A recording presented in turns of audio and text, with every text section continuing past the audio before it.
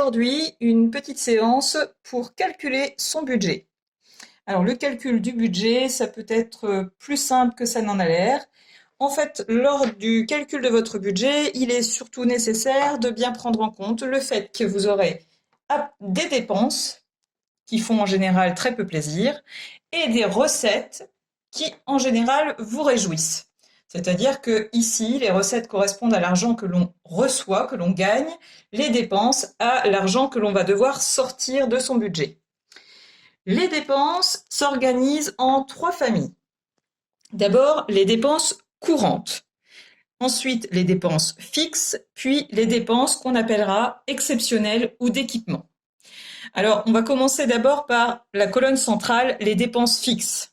Elles sont faciles à repérer puisque justement elles ont ce côté récurrent. Ce sont les dépenses que vous aurez tous les mois et qui seront régulières. Par exemple, votre loyer et vos charges.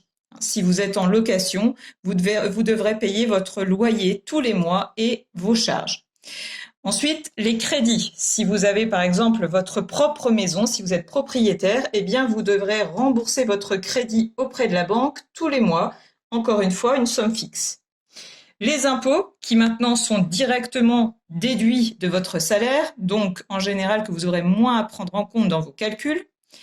Bien sûr, l'eau, le gaz, l'électricité, les assurances parce que vos biens sont assurés, votre maison, votre voiture, le téléphone et toute activité régulière qui nécessitera un prélèvement mensuel. Ensuite, les dépenses courantes.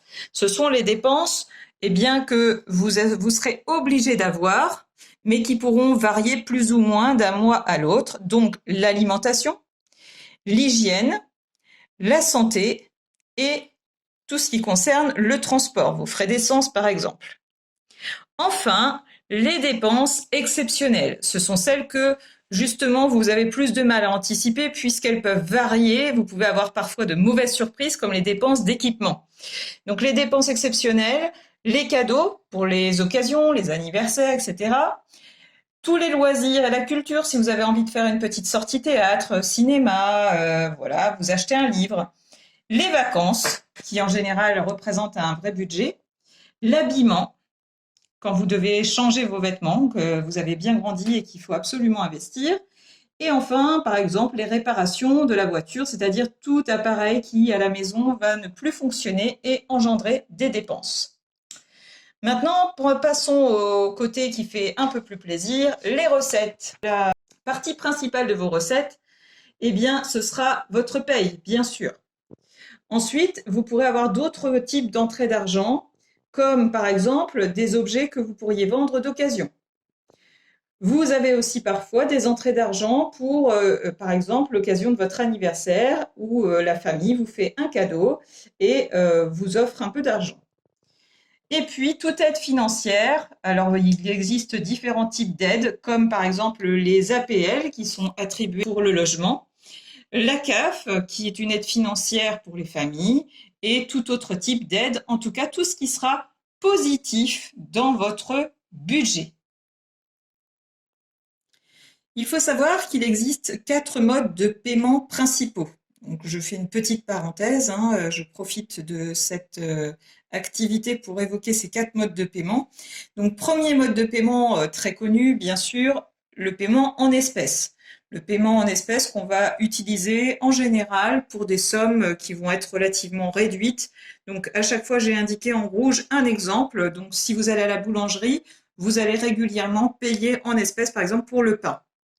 Ensuite, le paiement par chèque bancaire. Alors, le paiement par chèque bancaire, il a l'avantage, lorsqu'on veut payer une certaine somme, de ne pas débiter cette somme immédiatement. Il a aussi l'avantage de pouvoir vous laisser une trace dans votre chéquier. Donc, on va utiliser, par exemple, si on achète du mobilier, eh bien, lorsqu'on achètera du mobilier, on peut faire un chèque relativement important en sachant qu'on pourra déplacer par exemple de l'argent si besoin sur notre compte dans la soirée puisque cette somme ne sera débitée que quelques jours plus tard. Ensuite, eh bien, un mode de paiement très pratique, hygiénique aussi avec le sans contact, la carte bancaire. Donc la carte bancaire, eh bien, vous allez l'utiliser pour des achats courants. Par exemple, si vous allez acheter quelques vêtements que vous avez à régler et que vous pouvez vous permettre de débiter cet argent immédiatement, vous utiliserez la carte bancaire.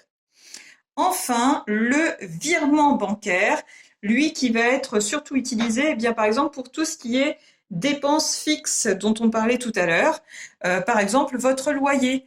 Vous allez informatiquement mettre en place votre virement bancaire. Vous n'aurez donc plus chaque mois à penser à faire votre règlement. Tous les mois, votre loyer sera débité et viré à votre propriétaire, par exemple. De la même manière, on peut faire ce type de paiement pour l'eau, l'électricité, voilà, tout ce qui en général correspondra à des dépenses fixes. Alors, prenons comme exemple la situation d'Emilien qui souhaite calculer son budget pour le mois à venir. Alors, Emilien fait une synthèse de sa situation pour le mois et on va repérer ensemble les différents éléments pour pouvoir ensuite remplir un tableau permettant de calculer le budget. Donc, Emilien touche sa paye tous les 3 du mois. Elle s'élève à 1 300 €. Il touche un peu plus du SMIC, dont le montant est de 1 219 € net sur une base de 35 heures. Dans ces informations, ce qui concerne Emilien, eh bien, c'est uniquement ici la valeur de sa paye de 1 300 €. Donc, ce sera une recette. Donc, je peux surligner en vert de la même couleur que les recettes. Je reporterai ensuite dans mon tableau. Emilien est divorcé et vit à distance de son ex-femme et de sa fille. Il verse donc une pension alimentaire mensuelle de 169 € à son ex-femme. Donc là, il s'agit d'une dépense. Ça, c'est facile, hein, c'est de l'argent qui va sortir du budget d'Emilien. Ensuite, cette dépense, elle est mensuelle. Il la doit donc à sa femme pour élever sa fille, c'est-à-dire que cette dépense sera fixe. Donc, je vais choisir de surligner en rose les dépenses fixes.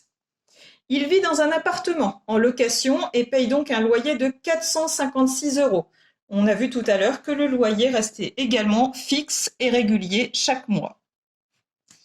Il paye également chaque mois 15 € pour l'eau et 53 € pour l'électricité.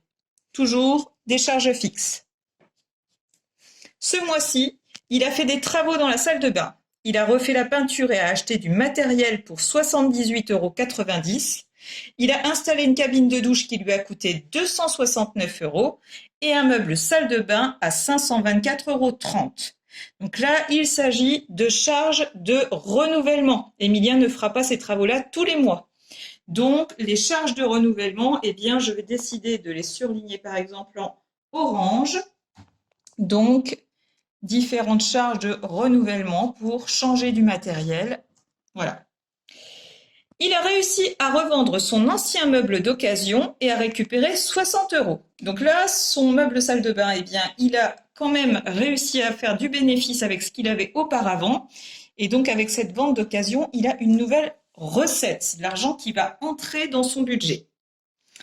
Il doit aussi régler son abonnement mensuel de transport de 52 €. Donc là, il s'agit du transport, mais du transport fixe, hein. C'est-à-dire que par exemple, avec l'essence de la voiture, on resterait plutôt dans des charges courantes. Ici, avec l'abonnement de bus, eh bien, on a un abonnement mensuel fixe, donc on pourra l'indiquer dans les charges fixes. Ses parents l'aident financièrement et lui font un virement mensuel de 75 €. Donc ça, c'est un cadeau familial, une aide familiale mensuelle, donc une recette. Son budget alimentation mensuel est d'environ, j'aurais pu préciser d'environ 257 €. Il est inscrit toute l'année à l'école des beaux-arts et paye son inscription 24 € par mois. Enfin, son budget sortie occasionnel mensuel s'élève en moyenne à 45 €. Donc là, on parle d'un budget alimentation moyen, donc on pourra indiquer cette information dans les charges courantes, puisque on ne va pas consommer systématiquement pour la même valeur d'alimentation chaque mois. Donc ici, charge courante. Il est inscrit toute l'année à l'école des beaux-arts et paye son inscription 24 € par mois. Il s'agit de quelque chose de régulier, donc d'une charge fixe. Enfin, son budget sorti occasionnel mensuel est en moyenne de 45 euros. Ce sont des charges occasionnelles.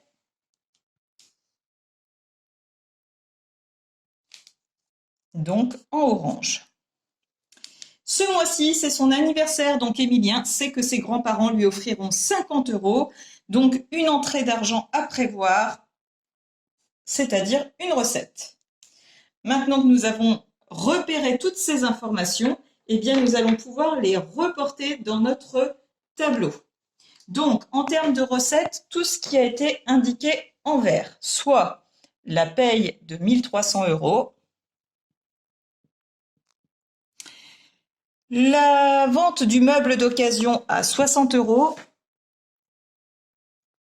Alors, on pourrait préciser, si on le souhaitait, dans notre tableau, la raison pour laquelle il y a eu des entrées, c'est-à-dire ici, par exemple, indiqué paye, ici, indiqué vente d'occasion. Les parents qui l'aident financièrement tous les mois, donc 75 euros. Donc là, on peut estimer que ses parents font un virement automatique puisque c'est régulier. Donc ici, on peut indiquer parents. Et le cadeau d'anniversaire de 50 euros.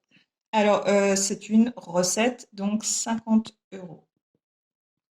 J'indiquerai GP comme grands-parents. Je peux donc calculer le total de mes recettes, soit ici 5,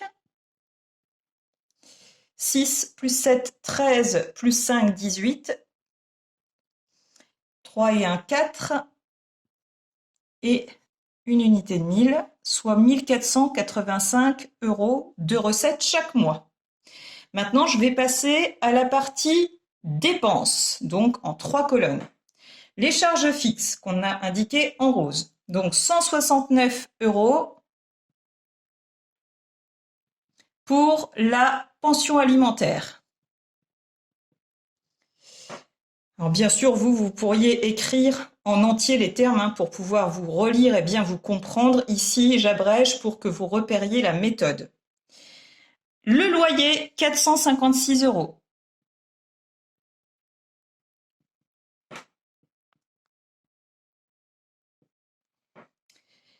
L'eau et l'électricité.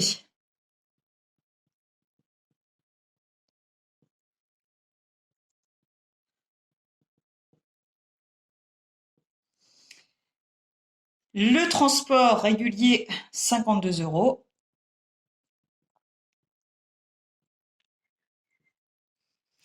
Et l'inscription à l'école des beaux-arts, 24 euros. Donc là encore, maintenant que j'ai repéré l'ensemble de mes charges fixes, je vais pouvoir faire un total. Donc 9 plus 6, 15, et 5, 20, plus 3, 23, et 2, 25, et 4, 29.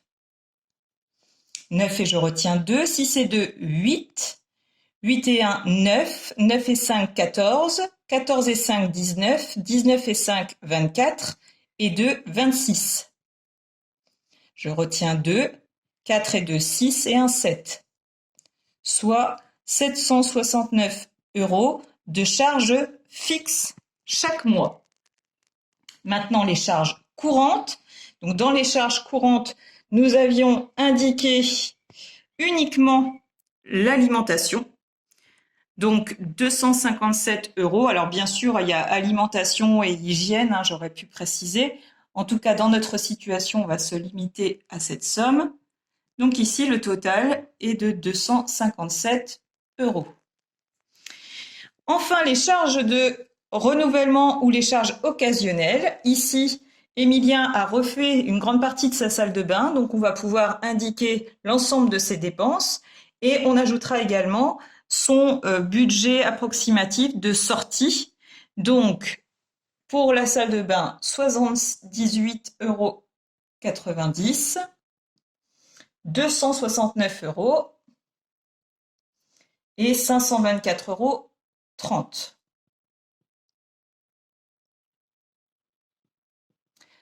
Et pour les sorties, 45 euros.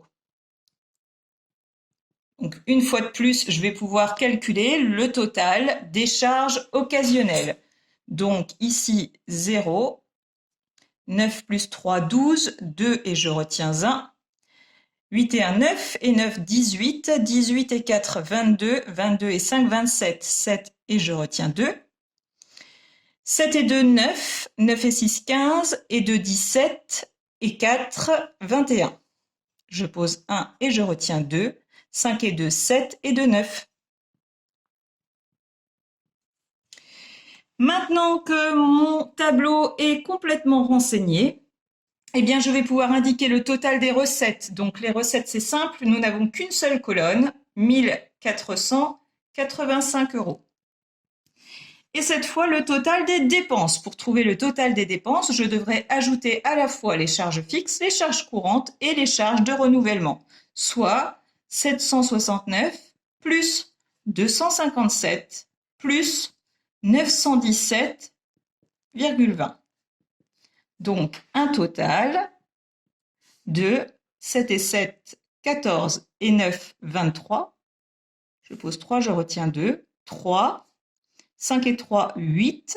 8 et 6, 14. 4 et je retiens 1. 9 et 1, 10. Et 2, 12. Et 7, 19. Alors, on me demande enfin de calculer le solde. Le solde, c'est savoir ce qu'il reste. Donc, pour calculer un solde, eh bien, nous allons prendre le total des recettes, de l'argent que nous avons, que nous gagnons, et ensuite déduire le total des dépenses, soit ici 1485 moins 1943,20. Vous observez qu'ici, les recettes sont inférieures aux dépenses. Donc, notre solde va être négatif. Il commencera par un moins, c'est-à-dire que Émilien, ce mois-ci, se met dans une situation difficile puisqu'il a plus de dépenses que d'entrées.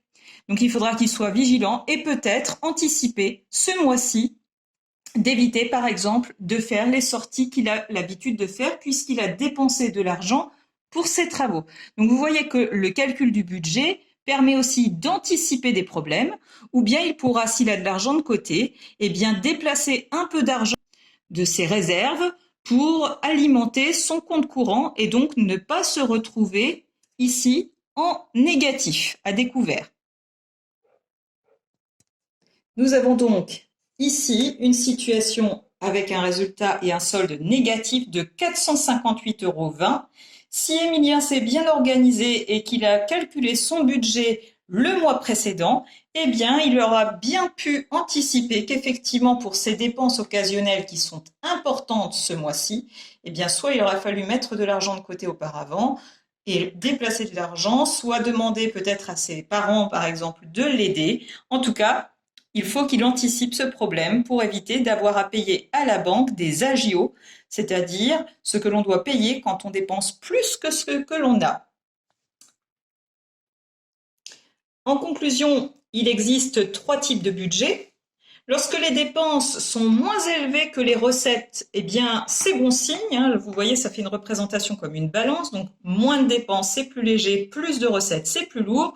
Le budget est alors dit excédentaire, c'est une bonne nouvelle.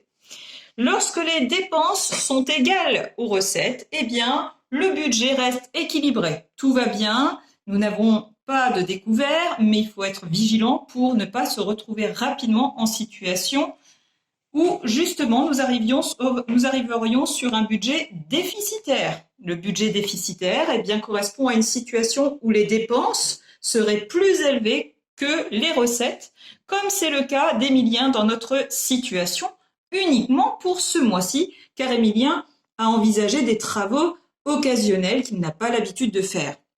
Donc, si Émilien s'organise et qu'il a mis de l'argent de côté, eh bien sûr, en supprimant ses dépenses, par exemple avec le meuble salle de bain de 524,30 €, eh bien là, son budget se retrouverait équilibré, voire même excédentaire.